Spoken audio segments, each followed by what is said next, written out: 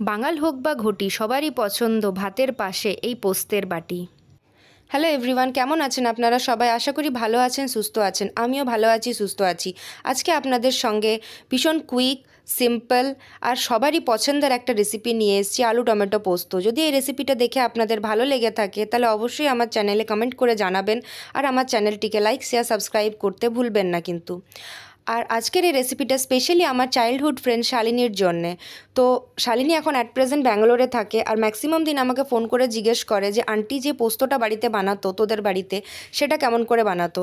তো আমি ভাবলাম যে আর ওকে ওভার ফোন রেসিপি শেয়ার করব না, ওকে আমি ইউটিউবে দিয়ে দিচ্ছি, ওর যখন মর্জি তখন ও এটা দেখে নেবে। তো Shalini, this is specially for you.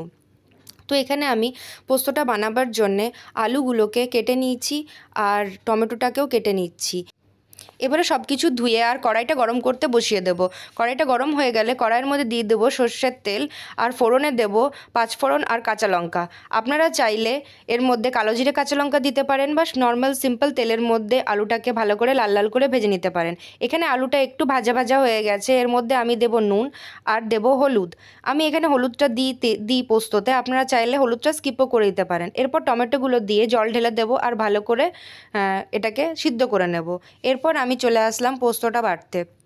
তো আমি এখানে প্রেফার করি পোস্ত বা সর্ষে এইসব ধরনের জিনিস শিলেই বেটে নেওয়ার। আমার মনে হয় যে শিলে বাটলে এর টেস্টটা একটু বেশি বেটার হয়, আর আমার এটা খুব পছন্দেরও। আমি এরকম শিলে বাটতে পছন্দও করি।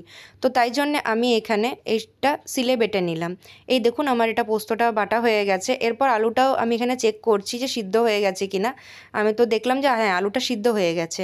তো এটা যখন সিদ্ধ হয়ে গেছে তাহলে আমি এবারে পোস্তটাকে দিয়ে দেবো। পোস্তটাকে দিয়ে ভালো করে নাড়াচাড়া করে আর নামিয়ে দেব। আমি প্রেফার করি একটু ঝোলঝোল রাখতে, একদম ড্রাই করি না, আমার ওটাই পছন্দ। এবার নামাবার পরে আপনারা চাইলে এটার মধ্যে একটু সর্ষের তেল অ্যাড করতে পারেন, কাঁচা সর্ষের তেল। আমি অ্যাড করেছি।